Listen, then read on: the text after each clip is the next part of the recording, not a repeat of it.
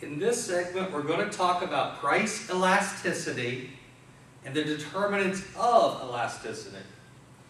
Well, what is elasticity? It's the percentage change in demand that's associated with a change in price. I don't know what that means. There are long formulas for this. Here's what you really need to know. As a seller, what was our maximizing behavior? What were we motivated to do? We wanted to maximize profit. Okay? Well, when we look at our revenue, it's really price times the quantity we sell, right? It's price times that quantity. If I can reduce price by a little bit and get a huge response on the quantity, I may want to do that. On the other hand, if raising the price has a little effect on quantity, I might want to do that. As a seller, I don't care what the price is, I care what the combination is. And I'm looking for that combination of price and quantity that gives me the greatest profit potential. That's what elasticity is speaking about. If I change this, what kind of reaction will I have here? If I reduce the price by a nickel, I go down by a nickel, and suddenly I can sell 100 more units of something, am I better off doing that? I probably am. If, on the other hand, I reduce the price by a nickel, and I sell one more unit, has that helped me? That's what we're looking at when we look at elasticity. The big thing here is determining whether something reacts big, which means that it is elastic, or there's a small reaction in price changes, which means it's inelastic. Okay?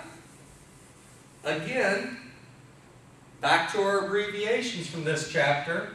We have TU, we have MU, we now have E for elasticity. If I see E greater than 1, it means that item is elastic. The profit maximizing rule of elasticity will tell me that if it is elastic, meaning E greater than 1, raise price. If I raise the price, I will maximize profit. Lower price.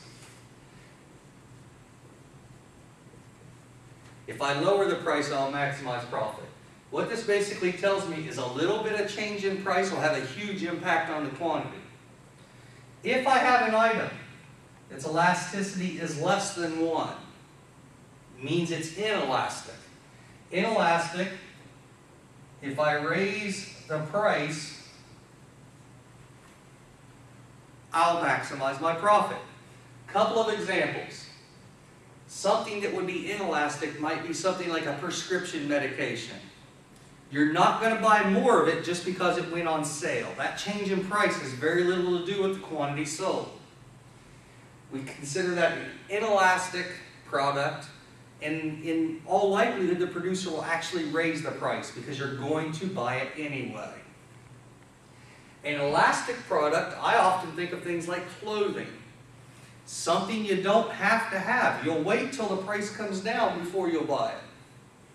That's that idea. There's also the idea of E equaling 1, which means it's unitary. Unitary meaning it doesn't matter. Whatever price change you make will be immediately equally compensated for in quantity. There will be no change there. Well, let me show you this graphically. Might make a little more sense there.